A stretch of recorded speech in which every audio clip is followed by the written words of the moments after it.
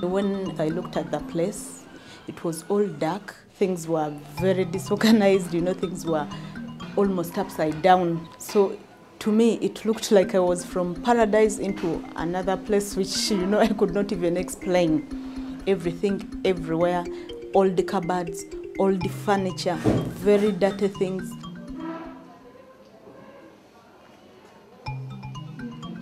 With some papers which are so old, eaten by rats, almost everywhere. The children were not happy, they were crying, the mothers were miserable. The walls, the ceiling were almost falling down. So to me, it looked like I was from paradise into another place, which, I could not even explain. I decided that the approach that I should take should be a four-pronged approach.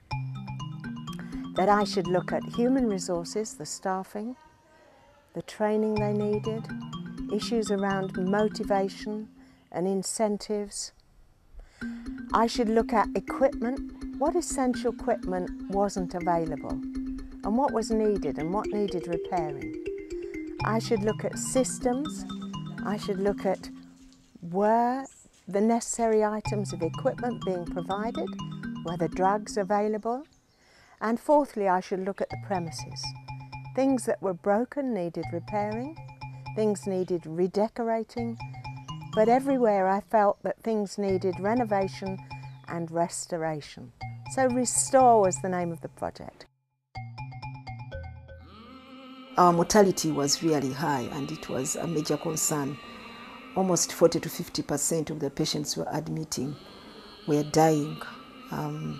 And most of these children were dying in the first 72 hours. You would find us very busy. That a client comes in and no one is there to welcome her. And you remember our clients come in a miserable way, they've lost hope, so they really need somebody to welcome them. There was much resistance, there's always resistance to change. But slowly we had to explain to the people why we needed to change some things, to remove the dirty things, the untidy things, and to try and make the place tidy.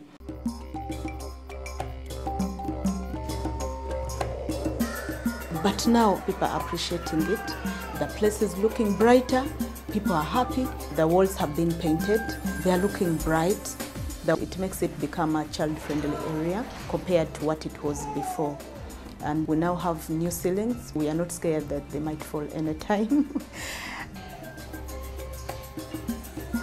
If you could get a photo of it, how it wasn't a place you would wish your client to come and sit in. Before, we had only one mat in the whole Mulago nutrition unit. Our clients used to sit down, so they would get tired and they would never come back for the next visit. You give them an appointment, they would never turn up. Because the place was so congested, they would sit down. We had only one mat, it would get filled up and then others sit down. Right now we have those seats, so they have where to sit. You may still look at some changes as a bit simple, but they make a great change. Having no enough equipment and also proper equipment led to very, very high mortality rate. The instruments were not there. Oxygen was a very big problem. Restore came in, to give 2 medium cylinders to help with that. And then later, they brought in oxygen concentrators. Other problems, people were not minding so much about using sterile equipment. Other people were just using the instruments anyhowly, just washing them, sometimes without soap, because they didn't have it. But because Restore came in, the procedures are done in a proper way. It hasn't been good. It has not been what I would like it to be. So that is what I'm ensuring, that when a child comes in, that child is brought to triage, giving the emergency care to those who need that kind of attention, ensuring that vital signs are taken immediately. Getting information wasn't easy because the files were piled up in a very small place and you could never get a file that you wanted.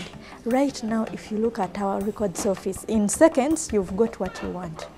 Mulago being a research center, training center, we need records very much. When we came, of course, we found that the staff had very, very poor attitude. Not only poor, but also negative. They had very many children that time, so somebody would do what she could, and when she gets tired, she would stop. Somebody would come very late, like at 11, even midday, then she goes away at 2 or 3. At first, the morale of staff in the afternoon hours wasn't really so good. You would never feel like talking to a caretaker after lunch because you would be very hungry. But at this time, we work at the same pace from morning up to sunset because we have the lunch. The morale has completely changed. We really work with a lot of interest, and we've even got a nurse consultant. She really tries to find ways of making us happy and making us go about some work that we would think it would be hard. So we've even started allocating a few patients for each nurse. So it's not about looking after the whole ward, not working to finish, but working for excellence. One of the things we did was to refurbish a room and make it the doctor's on-call room so that the doctor could stay all night. Since that time, you know, the mortality rate at night has remained at 0. I needed to get somebody in there with the nurses, demonstrating best practice, putting in place policies and procedures. When a child is with us, that child is, you know, taken care of wholly. And we are looking at holistic care, like coming up as a team, because we have had training. The training made such a difference. As a nurse myself, I needed to talk to the nurses and tell them just how much they had to offer, how valued they were, how respected they were by me, by other people who had come there, and how they needed to respect other people, including the doctors and the mothers.